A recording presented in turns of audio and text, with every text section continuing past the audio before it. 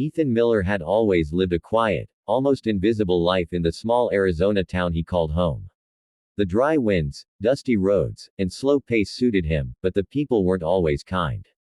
Born with a disability in his right leg, Ethan had spent most of his life enduring stares, whispers, and the casual cruelty of those who thought weakness was something to mock.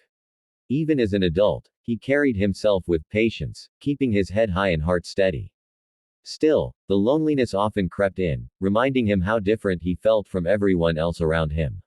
One warm afternoon, as the sun dipped toward the horizon, Ethan walked home from his shift at a small hardware store. He was tired, leaning slightly on his cane, moving at his usual steady pace. As he approached the corner of Maple Street, a group of teenage boys suddenly stepped into his path. Their smirks were familiar, and the tension in Ethan's chest grew. Before he could maneuver around them, one boy shoved him hard and sneered, "Move, cripple." Ethan stumbled and hit the ground, his palms scraping painfully against the rough gravel. The boys laughed and walked away without a second thought. For a moment, Ethan simply lay there, staring at the sky while dust settled around him. He could have shouted, argued, or cried out in anger, but he didn't. He had learned long ago that reacting only fueled them. So he slowly pushed himself up, brushed dirt off his clothes, and picked up his cane. A deep breath steadied him. He continued walking, each step a reminder of the insult that still burned in his mind. Yet he tried to force himself forward, pretending the cruelty didn't cut deeper than any physical wound ever could. A few blocks later, just as the neighborhood quieted and the evening breeze cooled the air, Ethan heard something faint, a soft sound almost swallowed by the rustling of leaves. It was a weak, trembling whimper, like someone crying softly for help. He paused and listened carefully. The sound came again. Curious and concerned, he followed it behind an old convenience store. There, next to a rusted dumpster, he found a tiny puppy curled into a shaking ball.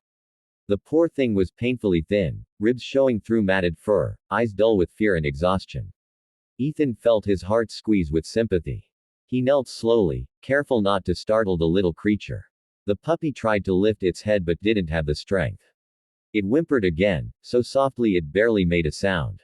Without thinking, Ethan reached out his hands and gently scooped the fragile animal into his arms. The puppy's body was cold and trembling.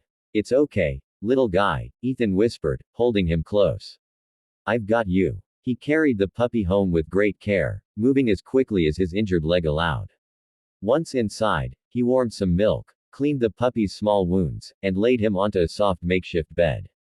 Over the next 4 days, Ethan devoted himself to the puppy's recovery. He fed him small meals, kept him warm, and spoke to him kindly, hoping to replace whatever fear lived inside those hopeless eyes. Slowly, the puppy began to trust him. His tail wagged weakly, then with more confidence each day. The little dog followed Ethan around the house, curling at his feet whenever he sat down. For the first time in a long while, Ethan felt a gentle light return to his life, companionship he never expected. Yet on the morning of the 4th day, just when everything seemed peaceful, something unexpected happened, changing everything.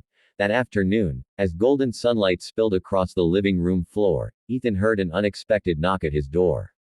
The sound was firm but not aggressive, almost cautious.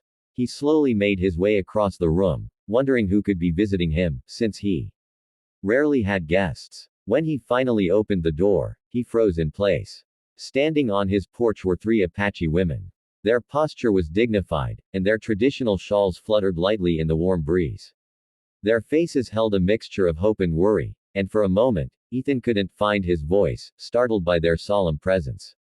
Before he could speak, the woman standing in the center stepped forward with a quiet grace. Her voice was soft yet steady, carrying the weight of concern. "We're searching for a missing puppy," she said gently. "A little one from our community's rescue shelter." Ethan's heart skipped. He immediately understood who they were talking about. His eyes drifted instinctively toward the small shape resting on a blanket inside his living room. The puppy, now stronger and healthier, had become his companion these past few days. He hadn't considered that someone might be looking for him. Ethan carefully picked up the puppy, who blinked sleepily and nestled into his arms.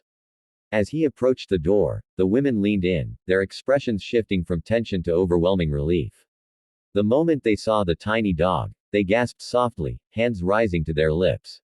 The eldest woman stepped forward, her eyes glistening.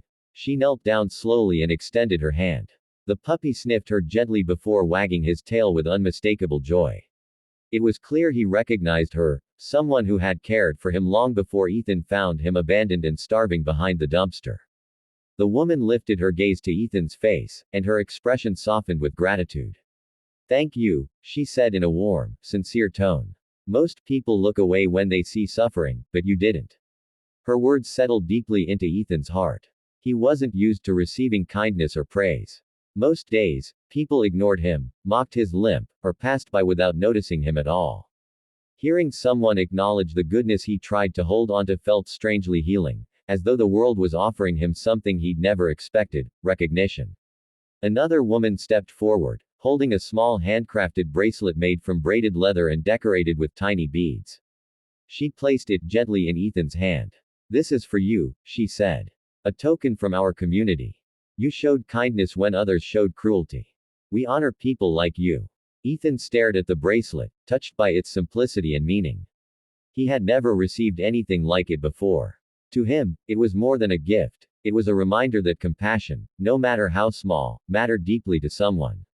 The puppy whimpered softly, leaning forward toward him one last time. As the women prepared to leave with the puppy, Ethan stood quietly at the doorway, watching them walk down the path. He felt a surprising mix of sadness and warmth. Sadness from letting go of the little friend who had brightened his lonely days, and warmth from knowing he had helped return him to people who loved him. For the first time in a long while, Ethan felt noticed, not as someone broken or weak, but as someone who made a difference, however small. A simple act of kindness had reached farther than he imagined, leaving a lasting change in his heart and his life.